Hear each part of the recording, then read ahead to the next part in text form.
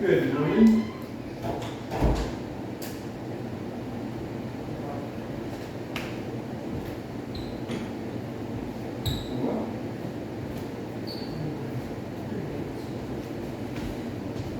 What's that? So I forgot to put in my hearing. Oh, you turn that guy off, that'll help. Yeah.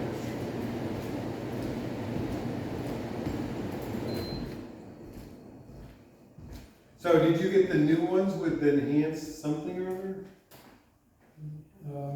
So I got the, whatever's the latest one from Costco, Uh-huh. which is based on a Phonak. There was one that was like doing selective sound retention. Well, they all have their, what they try to set themselves apart technology-wise. The Phonaks, they claim to fame is having two separate processors. One for noise and one for the sound you want to focus on. They really don't explain how that works because it all comes into the same two microphones. So the only way you can separate sound is by frequencies, so that doesn't make sense. Well, there is, I mean, Bose noise reduction technology is based on an average. So whatever is the same gets filtered out and whatever changes goes through. So I don't know if it's like that. So the ones I have, you can do noise reduction, which is basically on the app. Yeah. And it kind of dulls the sound a little bit, in my Right. opinion. And then you can further twiddle it with the equalizer. Yeah. So I've been playing around with that. And they do help in many situations. When I forget to put them in sometimes in the morning because it's quiet. Everything's quiet. Yeah. I'm not the only person when I talk to is my wife, and in Right. the morning we're not chatty. So it's just her and I, so I don't think about it.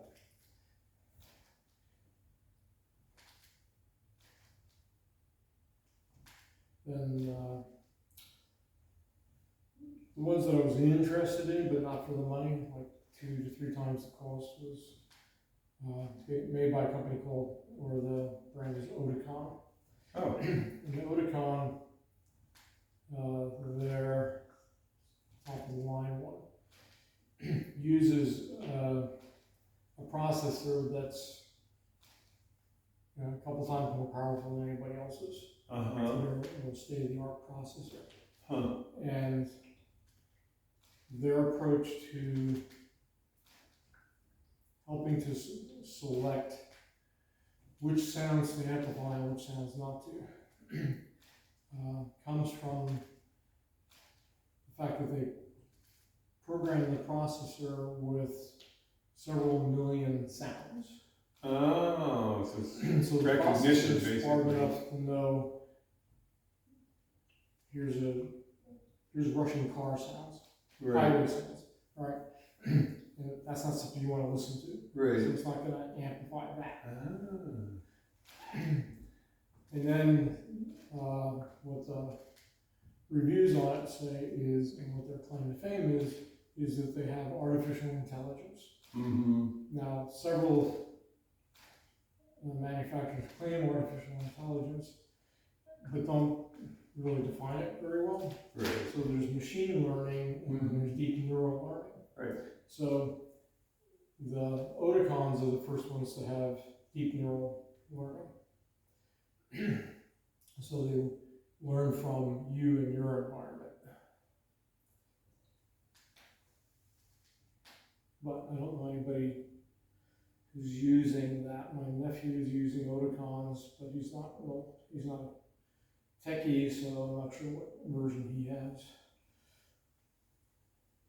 He doesn't wear them all the time. Yeah, I only wear mine when I'm going out to dinner or I'm singing something where I need to hear. And there's background noise. Yeah, I've been wearing them pretty much all the time, and then I noticed the past couple of days I forget to put them in anymore. Right. over the weekend, traveling, going down to Austin, being in airports, going to a wedding reception. They're helpful for conversation. Yeah. Yeah, it's not a game changer, but it does help.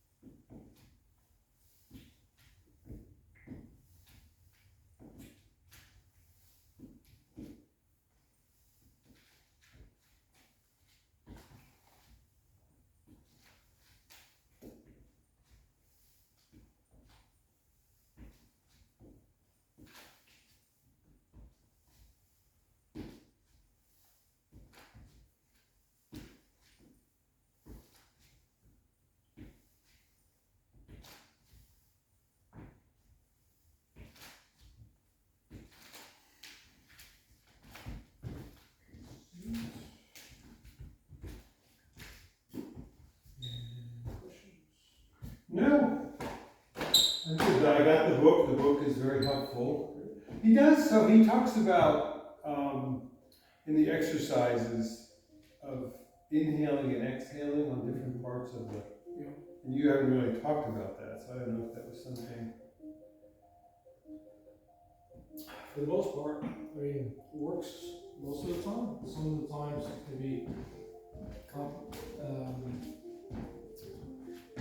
complicated is not the right word, but in the beginning it's easy, but then there's portions of the form, connections, transitions that get a little long. And people wind up holding their breath. Ah, I see. Now, if you're practicing, let's say, first section of the form, the easy parts are inhale, exhale, inhale, exhale. So you're typically inhaling on getting small, compact, twine, these things. Exhale on expansion. Expand your energy. Exhale your energy. But then you get to Partha versus Main into white crane spread swing. Inhale. Exhale. Inhale. Exhale.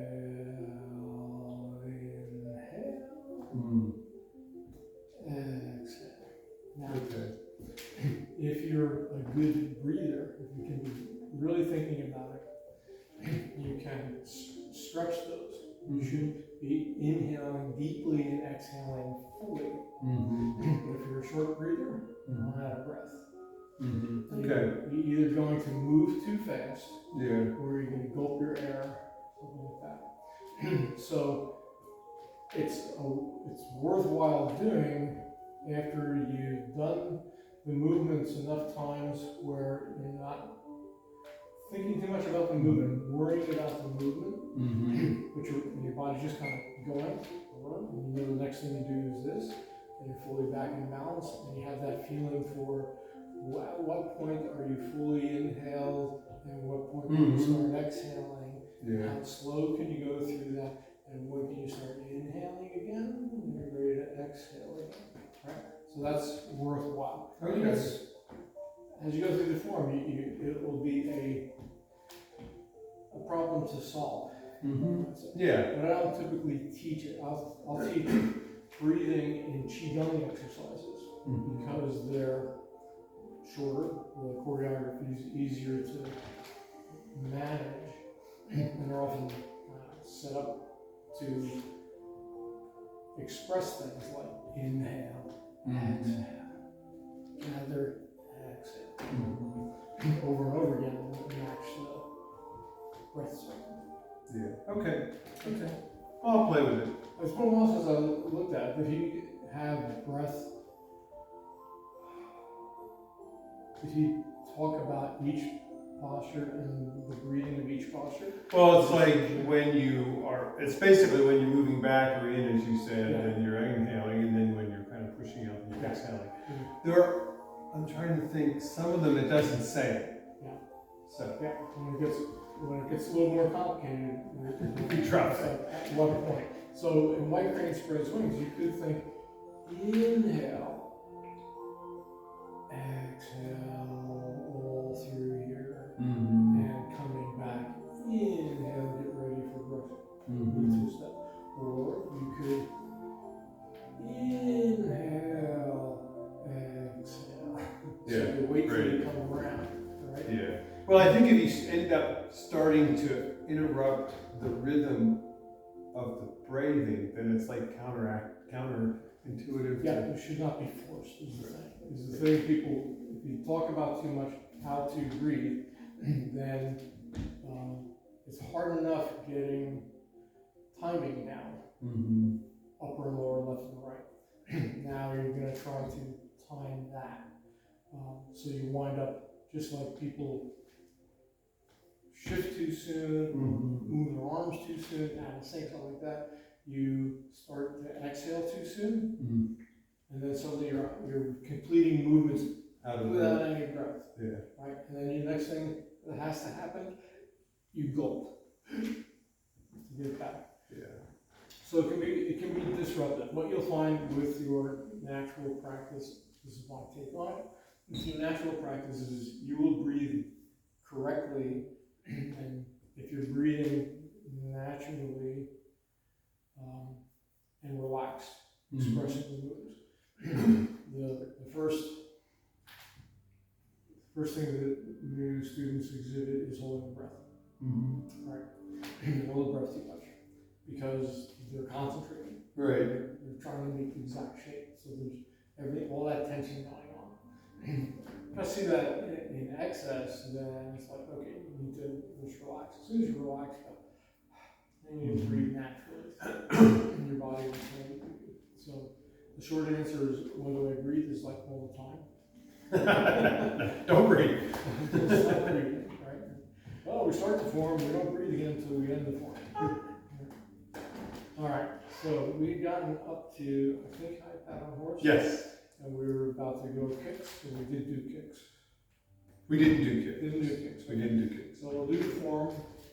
Okay. Let's do eight. You did eight step once to warm up, Yeah. and then once 24.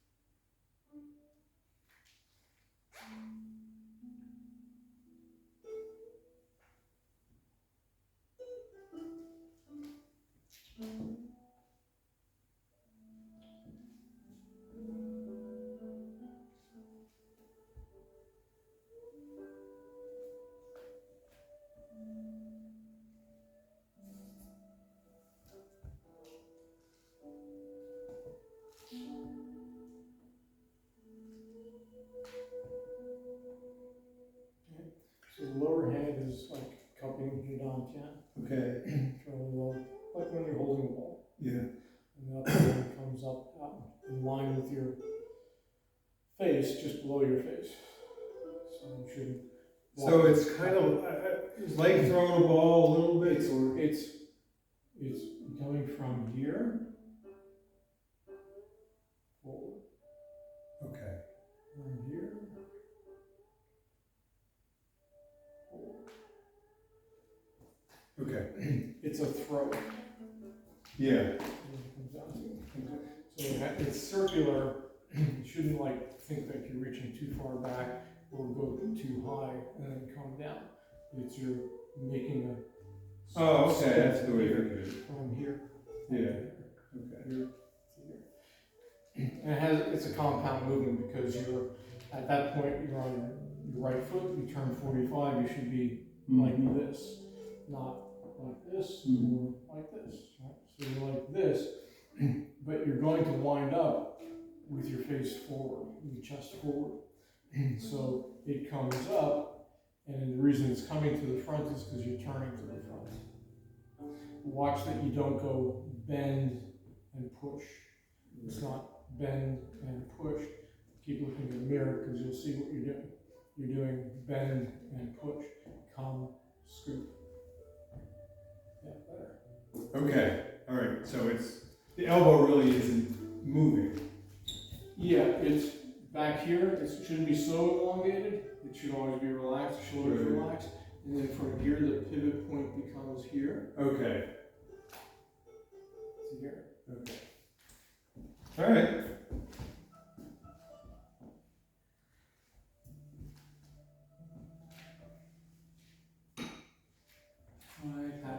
Let's do that a couple times Okay. from the second single whip. That's where it happens. So you have your second single whip. You shift forward. So you shift forward, that creates the follow step. Sink back, open the hands. Up, down, and forward. Place on the toe. So this hand, Oh, right. Okay. okay, single whip.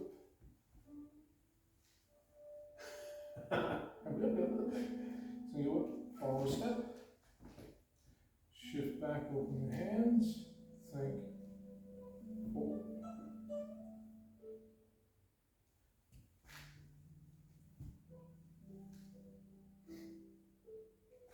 Follow step. Back.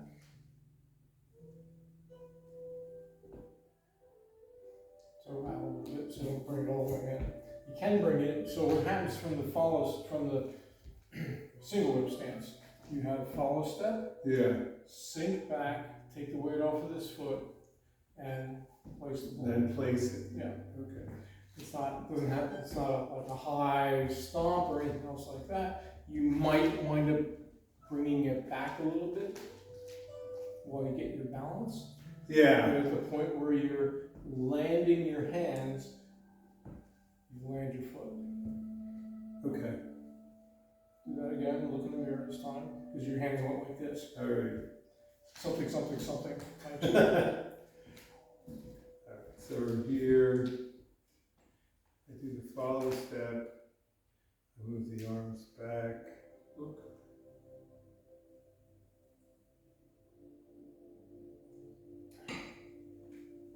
Okay. Otherwise, because I want you to repeat thinking, in your brain, you're thinking, this is what it is. Right. And you're not looking. Yeah. And so your brain says, okay, I'll do that. From now on, I'll do that. I'll do the wrong thing. Yeah. So look and make it do the right thing. Not too high in the air, unless you're flipping Kareem Abdul-Jabbar, something like that. From here, my arm is out laterally.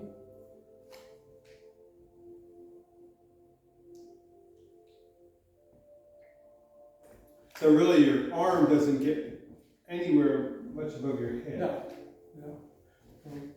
From here, it's coming this high to maybe this high. Okay. Right.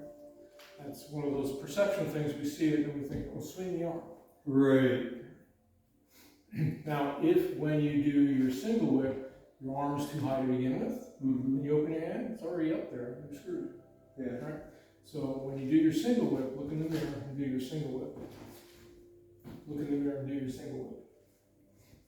So one of the things you have, that if you're working with a reflective surface, you have to look for is your tendency to roll your arm like Yeah, this. yeah, Your elbow up, so drop your elbow. Drop it, there you go. yeah. So out of. Yeah, so for some, it's a trigger for some people is they do this, which lifts the shoulder. Well, you know what it is? It's that I don't want to turn this wrist. Not through it up. But it's the forearm that you're actually turning, so you know that. You don't have any ball joint in the wrist. So from here to here, the thing Okay. that turns your hand from here to here is what? Is just your forearm. You have no ball joint. All the wrist does is flex and extend. It has a little slot. There's something about my wrist that's complaining about something. It could be, how much you do. It can be that you're trying to make your wrist do something that it is not designed to do. Right. And therefore you're trying to turn the wrist instead of the forearm. Turn the forearm back. Don't turn the elbow. Turn the forearm. There. That's what actually turns. Okay. Now, in order to turn and hold palm up, okay? You're going to immobilize your wrist, start to turn counterclockwise, right? And turn it back up, and then back down. So that's as far as you can actually turn the wrist. Now I'm going to let this go, turn the palm up, turn it over, keep turning. Right? Well, people, it's a learned thing. That instead of turning the forearm, they do this. Oh, okay. Rotate the upper arm. Okay. This is what causes high So shoulder. I should just kind of hold it and practice. Yeah, you can hold it out and just do this, and then watch. You can hold it, but Yeah. if you once you get used to the idea of not turning your arm, then you say, okay, you've got a lot of rotation there. For me, when I go palm up, that's about as far as I can go without rotating my upper arm. So it's not quite flat down. Okay. Right? And watch that you don't articulate the wrist in lieu of rotating this. So when you're doing this, is it just like hanging? No, you want to think flex down, so you want to feel tension up here and through the wrist, but the elbow should be relaxed, so you feel a lot of torque through here. And this happens after I turn? Usually it happens when you turn. Okay, as I turn. Okay. This action of doing this is often it's a wrist locking action to the opponent. If you grab my wrist, so you're holding my wrist, and is this a bad wrist? No, this one's okay. So I do something like this. I grab you, Mm-hmm. and I do this. Oh, okay. And if I sat down, Yeah. you go with me. Yes, I would. Right. So this action is a wrist lock. Okay. When you see something like that. Uh-huh. So in doing single whip, wave hands like clouds into single whip, you may see me do that. If I'm thinking about it, or I'll articulate that. Mm-hmm. Wrap Great. and down. This idea of the hook in energy terms, 5 points come together. Okay. All your meridians travel, different meridians travel up through the individual fingers. This is as if to join them. Mm-hmm. In Chen style, it puckers a little bit more. Mm-hmm. If you're Spider-Man, it's this. Then, so that part, yes, it's as if a grip, Okay. as if holding for somebody. But it can also be a strike. So you don't see it in Tai Chi overtly, but the top of the wrist, Mm-hmm. bones come down. Not too many nerves there. So Right. it's a good striking point. Mm. And a solid bone as opposed to many little bones. Right? Yeah. So you have this. It's concentrated, but unless you have a lot of wrist flexion, it doesn't make for a compact target as opposed to knuckles, Mm-hmm. right? Like that. But this is especially effective against the head Mm. side of the head, up into the chin. Mm-hmm. it can come into the side like the rib cage, Mm. against the rib cage. So but in order to get into position, you've got to be able to rotate and twine. There's a whole system of a Kung Fu style called praying mantis. The northern praying mantis and southern praying mantis, that does a lot of this. Right? So it looks very mantisy. So it's an interesting strike, but you don't see it as a strike much in Tai Chi. You don't see it like that. You see it like this. That could be a strike. And in the latter part of the form, we will do something where we have a hook, but then you do the drop stance and you come down and you do this. In this case, this is as if to hook an incoming kick and capture the leg. So it comes down and back to capture the leg so you're basically flipping something with that. So it has a bunch of different uses. You'll get some people say, yes, you can strike this way. Very ineffective, contrived, as far as I'm concerned. When you bring all a lot of practice, a lot of strength, yeah, maybe you can poke somebody in the eye and whatever like that, but that's a real stretch, just like finger stabs are a stretch. But this one is really good if somebody's giving you a hard time and arguing with you. You can stand here, not cross your arms or interlock. When you interlock arms like that, this traps your arms. Very hard to get out of this.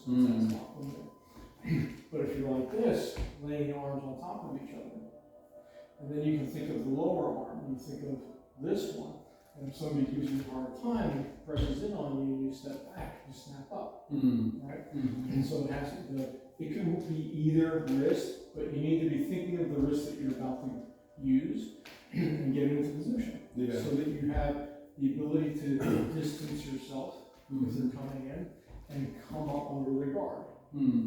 We'll knock them out, and if they got dentures, lose their dentures, but it will stun them that you got the first lick in. And that's your chance to go. You hear the clack, and you go. Anyway, and that's like one of the things I always teach women. So if somebody's intimidating and like that, you can stand like this. This is protective, but it's not aggressive. But it's not like, no, like this. Like, oh, we get, but don't go. Right.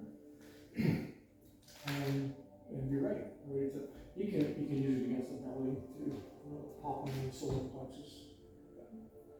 Anyway, that is the wrist and single whip, and working with the reflecting surface, being mindful of the difference between that and that. Yeah. And that. Okay. And don't pull it back. That's another thing. Yeah, I noticed that. It's like I'm too far back, and then I'll bring it as I'm turning. I'm saying, that's too far back. Nope, and it goes with you, and which is what we'll look at next with kicks, because the relationship of your arms to your body comes out in kicks, and it should be the same in single leg. So when we get to high pad on horse, weights on the back foot. Okay. We're going to do just the footwork.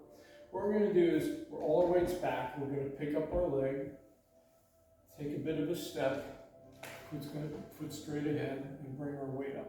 Then we're going to lift our knee and stomp out 45.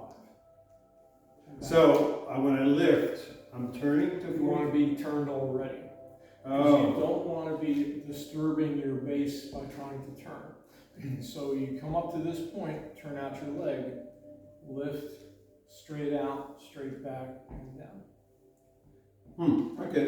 And you'll feel the difference. So you can practice it both ways, but for most people, if they lift this way and then try to turn, they'll turn on this hip. Oh, okay. Right? So when you step forward, 100% of your weight's on your left foot. This is where your pelvis is pointing. You rotate this, not your pelvis. You pick it up, not your pelvis. You kick out and you bring back. So your pelvis on up should be stable. So if this is 40, well, here, right? Well, you bring it in all the way, so you're 100% on your Right. left rather. Open out, up, out, back Now, you're going to be doing that to the left side too, so it's worth practicing. Oh, okay. Stand on your right, turn out your left, pick up, stomp, back in. I want to hurry on back. Yeah, everybody does. Hardest to hold your balance. Good. You don't have to hold it out there, do you? In competition, you do. Oh, okay. You want to, so in competition, you're in competition with yourself.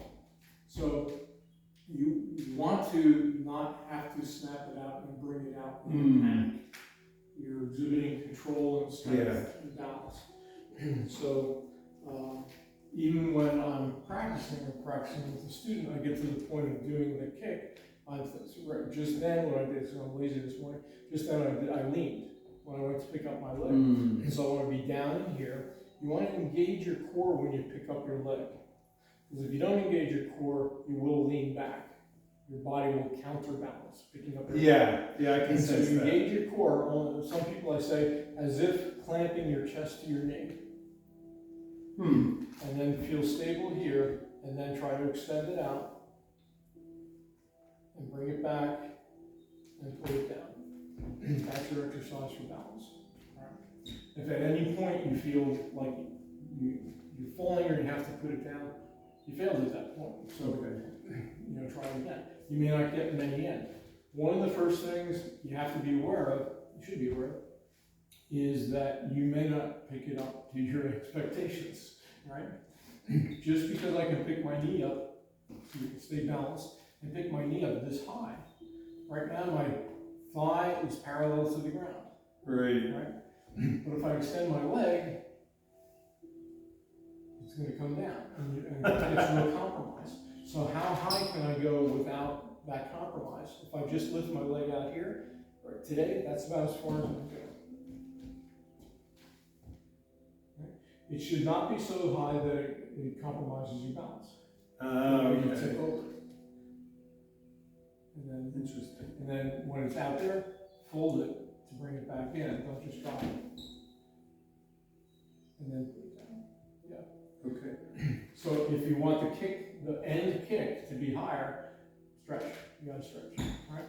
That's a hamstring thing. Yeah. There's two limitations to the height and you might say the duration of the kick. The first limitation becomes strength. The strength to lift your thigh this high comes from the quad and the iliopsoas group, the ilius and the psoas combined, attached to basically the base of your spine through your pelvis down your leg. That small group is responsible for lifting it above parallel to the ground. Okay? You want to strengthen that, you do floor exercises and you lift your leg, butterflies. The second limitation becomes flexibility. All your glutes and your hamstring, right? To a little degree of your calf. So everything, you can say everything from your heel to your base of your spine. Because no matter how strong the iliopsoas and the quads get, they can't overpower if the rest of us tight. You can't use muscle that I'm aware of to stretch muscle. So, for competition, that was okay, stretch, work, stretch. Because for competition, it was when you did that kick, like the minimum standard before deductions took place is it came out as high as your waist. Okay. And came back and put down. It was never put down, fall down, right? Those are the deductions. In the deductive system, you start with 10 points, you take fractions off for missed goals. Being able to do that smoothly and under control demonstrated a lot of strength, flexibility, and poise and balance. So that was good. It's the way to impress judges. The way to really impress judges is when your leg comes up to here and you unfold it and you extend it up to here. And then it folds back down and you put it down. You want tremendous control, like a gymnast would. Right. That's the guy who beat me in the ring one time, the old guy. Right. Yeah. So, tell me that.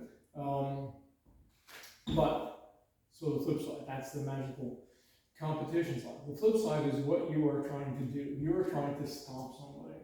Right? It is not like a kick like this, where it hinges, comes out. it comes up and goes out like that, right? So it's a stomp. It's a stomp to whatever you can reach. Mm-hmm. So whatever your height is where your target zone is. It does no good to say, I'll stomp him in the chest if you can only reach his knee. Right. But if you can reach his knee pretty good, great, right? It's actually a more practical attack. In bouts, if you had a bout and your opponent knows you can kick up there, he's got more to worry about when you lift your leg. But if he's down here, he knows he might be able to do a counter with just his leg. So it could be an attack, it could be a block. If you're advancing, I stomp you in the thigh, I would stop you from advancing towards me. And maybe harm you. A little bit over, I'm kicking you in the groin. A little bit lower, I'm kicking you in the knee. I turn my foot sideways, and I'm kicking down your shin, or to the inside or outside of your knee. So I'm buckling it in different ways. So the ability to rotate your leg comes into play because it rotates your foot. So in the form practice, you get to the point you really, when you're doing the kick, you are worried about, not worried, you're concentrating on poise and balance and the mechanics of going out and back and down. Because you bring it in and then set it down for a bow and arrow stance. But don't let it drop. So it's not kick, fall. It's kick, oops, that's one I did fall. Kick, and then take your step. Oh, For a bow and arrow stance. So I'm gonna recover. Yeah, recover all the way, and then move out, and then I'm gonna stance. And then you're gonna shift into a bow and arrow stance. Okay.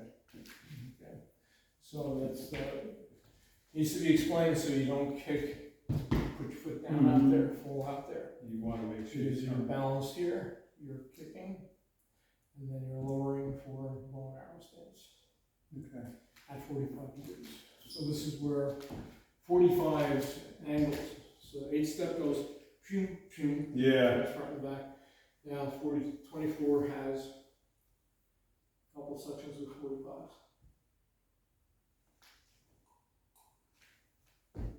I like that.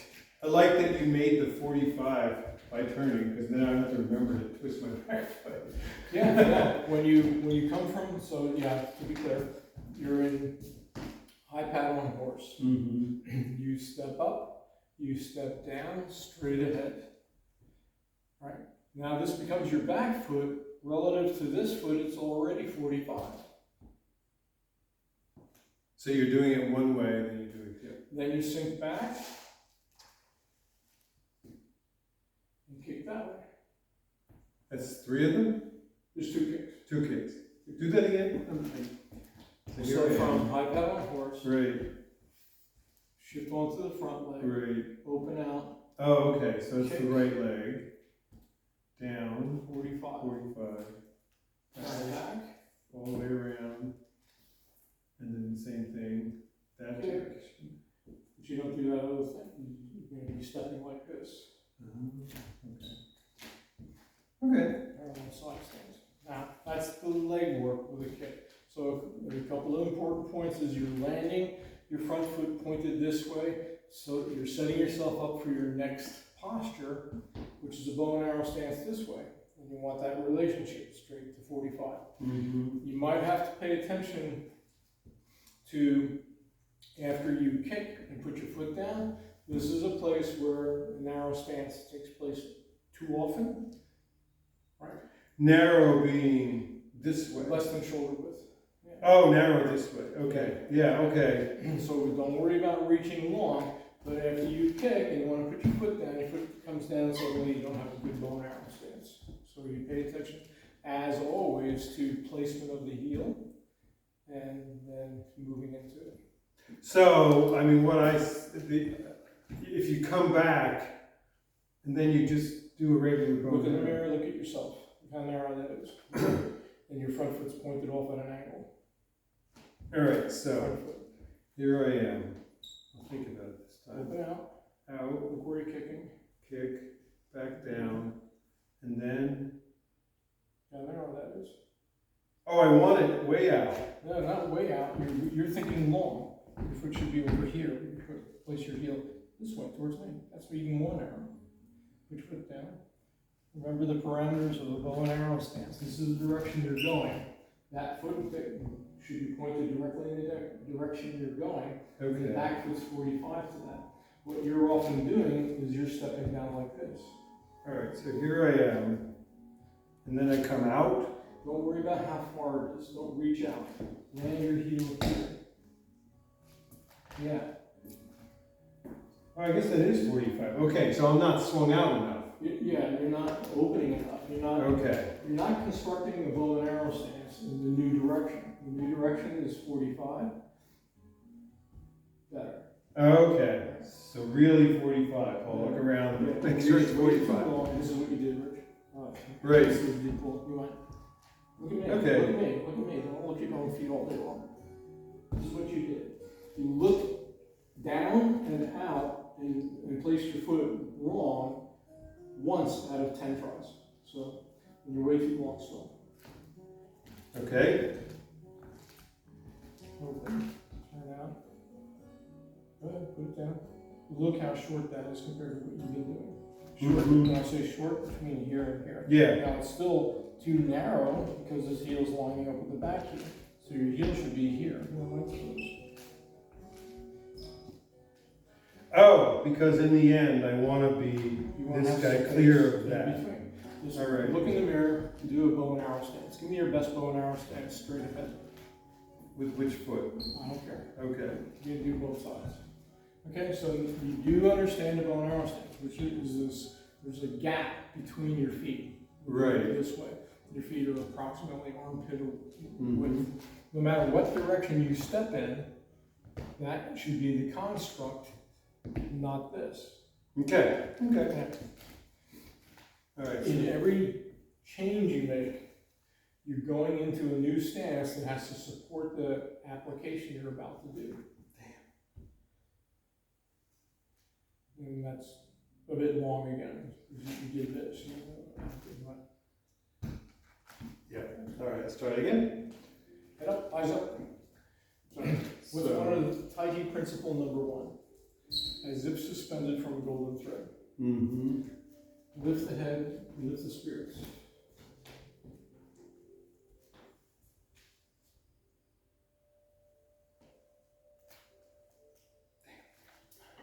Okay. I'll work on that. Yeah, work on that. You got the rules, now just, you gotta figure out a way for you to train the rules. So that's what the footwork is. You're going to step into a bow and arrow stance, Mm-hmm. and we'll just get that far. Now, along with picking up the knee and turning it out, your hands are here. All right, go. Right. A whole loaf of bread. Left hand's going to come up inside the right. Inside the right. Like at the wrist. Crossing wrists. Okay. Across the arms. The left hand to the right hand, while it's centered on you, may come over a little bit. And you cross up. So they're crossed wrists or forearms in front of your face. Or just below your face. Then they're going to, they're going to come up like this. Or, I want to think of the timing for you. And from here, circle out and down. Cross your wrists again. Out this. Okay. Pick them up, palms facing you. Palms facing you. How did you do that? Oh, it just turns like this. Okay. Yeah, you rotate, yeah. So keep the palms facing you. Okay. Away from you and out. Okay, let's do that again. Okay. Right out on horse. Okay. Left inside of right. Circle around, cross in front of your dantian. Pick them up. Away and out. Sometimes you say, as if parting curtains. So you have to push into the curtains and pull them apart.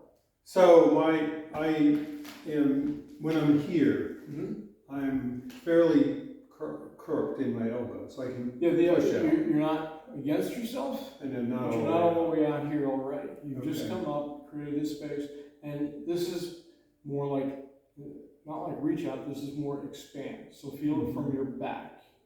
Expand and roll out. Fingertips more or less up. Good. Now, how far out to go? Face this way so you're not seeing it there.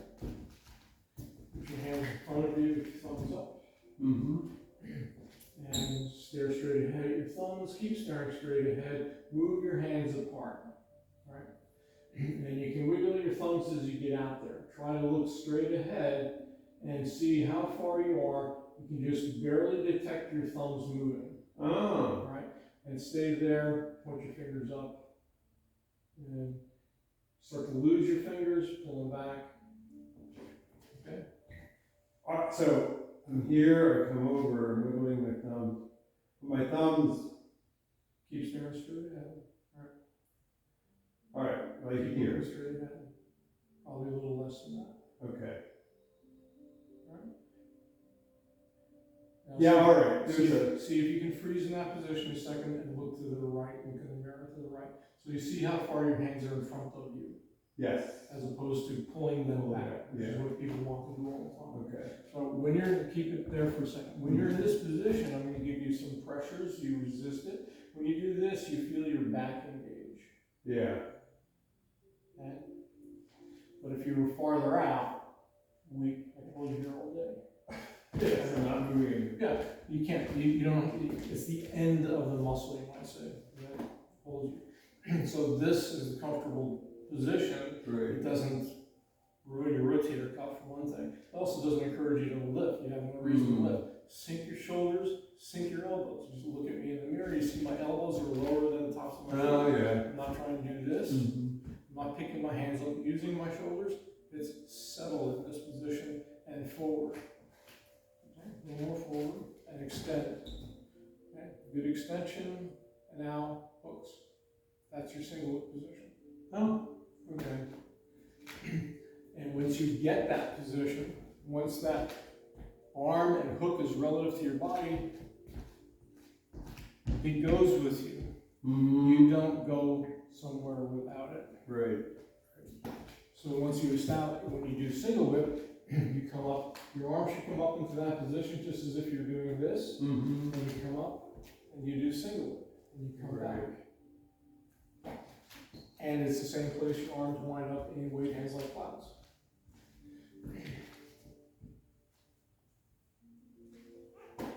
More or less. Okay. Goldilocks. So we have now how our arms come up. We'll go back to high pat on horse. First action is going to be up, circle, cross, lift like a scissor, out to your resting place. And the fingers a little bit up. That's how you get into kicks. That's your kick position. So I do this and then kick? With your kick. Oh, with the kick. So here's the That's timing. That's High good. pat on horse. Okay. You're going to step. This is all weight shift. Lift. Oops, I'm looking at the mirror too much. Lift. Kick. Come back. Okay. Alright? So your arms go out the same time as your leg goes out. Okay. This is going to make or break you. Because if you don't look where your hand and foot goes, first of all, what the hell are you doing it for? You're trying to kick somebody, so look there. Yeah. Second thing is, it can really mess with your balance. So people do this all the time. Mm-hmm. They try to feel the balance, there's no alignment. So align, and the hand and foot point in the same direction. Mm. The other hand extended back, because this is another fallacy for people. They're just thinking about this, and they're not thinking about this expansion. So I say, do this over and over again, and you think, expand. Okay. So a kick is an example of gathering energy into your center.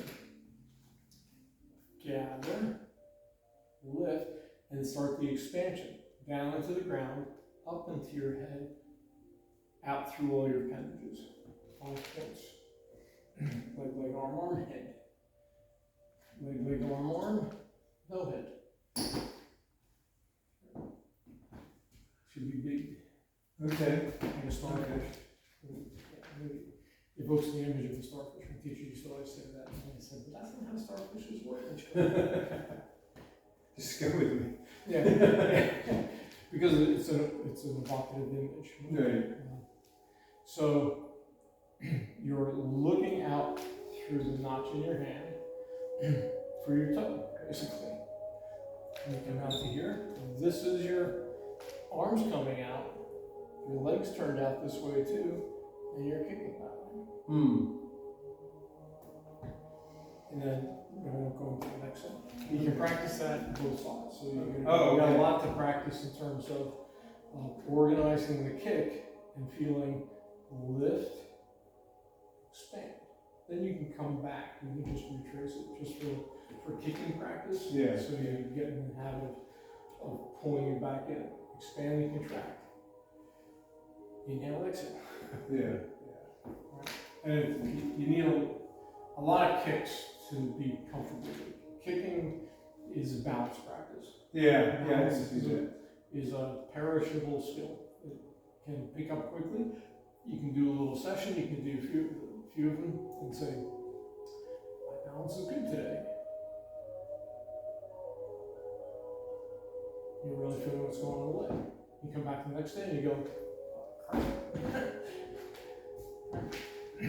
because it hasn't become a program yet. Right. So you really do have to think about it. And on my first lesson of the day, if I'm teaching somebody 8-step, there's no kicking, there's no balancing, it's not a problem. The next student comes in and doing 24 or something advanced, and it's like the first time I do, it's like, I gotta get my head. So, and then think about it. There's 4 balance moves, or 2 kicks, and 2 what's called a golden rooster, where the one-legged moves in 24. So you do 2 kicks, 2 golden roosters. For really one-legged balance. I tend to think of every movement as a balance movement. Every time you stand sure, it is. and extend your leg should be under balance, as Yeah. opposed to how far can I reach. So. The revelation last week was, you talked about me reaching out too far, the idea of just kind of coming out and then it's just a turn and then. Yeah, it's like a hinge, basically. Well, you're rotating the ball and socket of both hips to do that. Right? So it can't be all one hip, because if you look in the mirror, you can see you're not actually turning out far enough. See what you did? You should be pointing towards the calendar at that point. So first of all, if you're going to be stepping, your right foot is the wrong angle. Look down. Okay? It should be parallel to the boards. Okay. Absolutely parallel to the boards. Push it down. Now look where you did.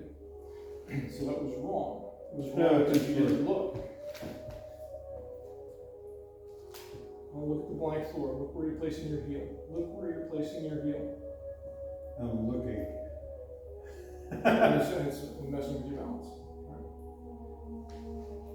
Okay. Not terrible, not the best you can do.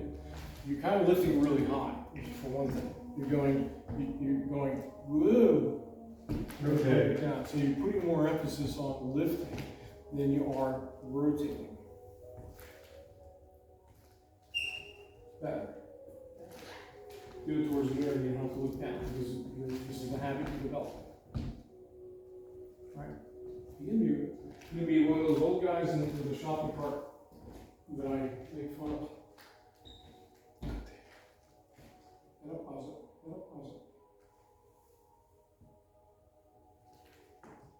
Bit better.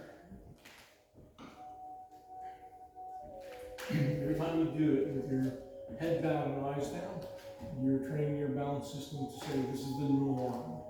And that's what you'll be in 10 years.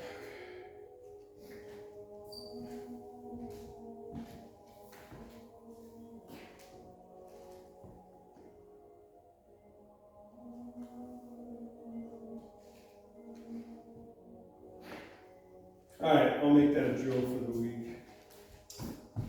Yeah, and you can, if you don't have a mirror, a good way to practice at home is 3-inch blue tape. Right? Make 2 perpendicular marks. Mhm. Put a piece of blue tape down and say, okay, that's my mark for straight this way, as if it's one of these boards. When you put your foot down alongside it. That way you can check for things like you habitually put your foot at a slight angle, which you do. Okay? So I want you to correct to that. And you start there rather. Then you can run another piece of blue tape perpendicular to that which is behind it. If you use the 3-inch blue tape, what I do is I run the blue tape as if it's a foot width going this way. So that when you step and you pick up your heel, it lands on the other side of the blue tape. Lands on the other side of the blue tape. You make this one a foot long, is that what you said? No, the width of my foot. So Oh, all right. for a lot of people, Yeah, all right. the 3-inch represents about the width of the Right. foot.